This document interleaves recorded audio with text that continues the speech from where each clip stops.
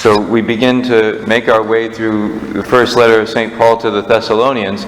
So this is considered to be the very first of the letters of St. Paul, and maybe even the first of all the writings of the New Testament. And here, Paul, Timothy, and Silvanus, they're all writing this together, probably with a scribe, and that's why a lot of times you hear we and us and all this throughout. Now, Paul had gone to Thessalonica and had founded the church there. They preached there maybe for weeks, maybe for months. But it wasn't a long period of time before they were driven out of town. And now all this persecution has happened to the Christian community that was left there. So St. Paul's primary purpose in this letter is to build them up, to strengthen them in faith, love, and hope, as we even heard already in this reading today, and to say, God is with you, and to console them. Unlike some of the other letters, St. Paul doesn't admonish them in any way throughout this letter. Unlike, for instance, the letter to the Galatians, where he says some things like, "Are you so stupid?" Literally, that's in Galatians 3:3, so look it up. But this one, he's just building them up and strengthening them, and even talking about the parousia, the end of time, and saying this is what's going to happen, and keep on through the persecutions that you're undergoing.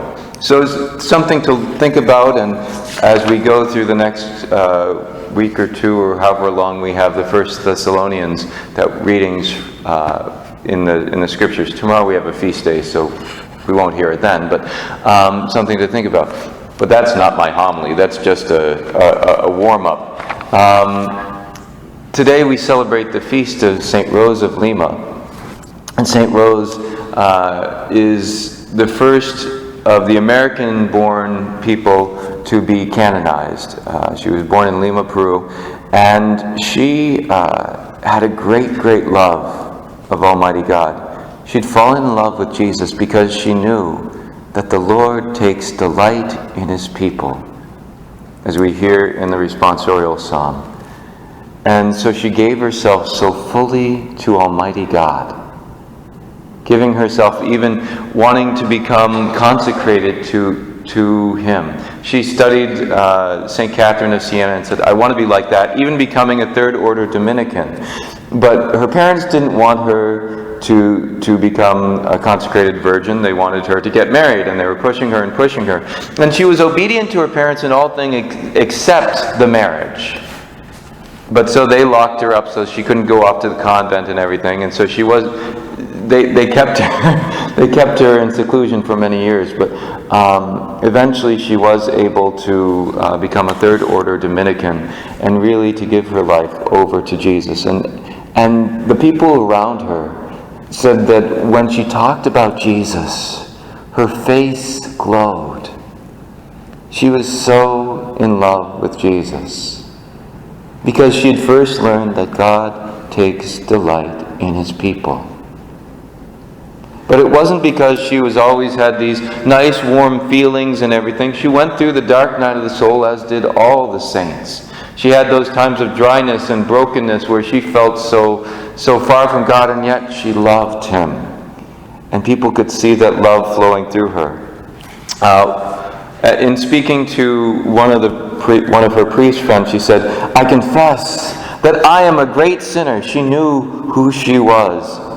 And yet my confidence is great, and great is the goodness with which my spouse favors me, Jesus. It is impossible for Him to cease to bless me, so it is impossible for me to cease to love Him.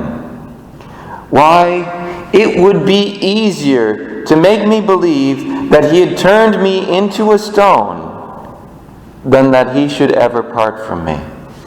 She recognized this even in the midst of her own sinfulness, her own brokenness. She knew God's great love for her. And she says that she put all her trust in God, not because I merit anything, but that He is always faithful to His promises. And that's why we can trust as well. Not because we're good, but because He's good. Not because we merit anything, but because He has merited all. St. Rose shows us how much love Almighty God has for us. As we were praying through the Rosary earlier in the Joyful Mysteries, I was thinking about, with the Annunciation and with the Nativity, how Almighty God takes on our humanity. Why? Well, the song went through my mind of Jesus singing this to you and to me. Why do birds suddenly appear every time you are near? You know the song, right? Just like me, they want to be close to you. Ah, close to you. God became human because He wants to be close to you. The psalm again today, the Lord takes delight in His people. The Lord delights in you. He is delighted with you, and He wants to be close to you.